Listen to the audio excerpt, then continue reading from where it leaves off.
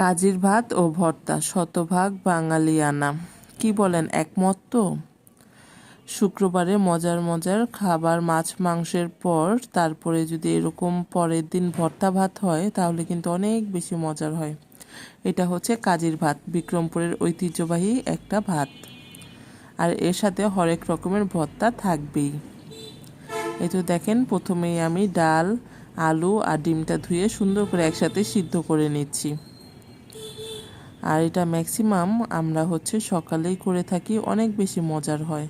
আর এদিকে কালো জিরা, চ্যাপা আর পেঁয়াজ রসুন নিয়ে নিলাম, ভর্তা করে নিব। এর জন্য প্রথমে আমি টেলে নিব।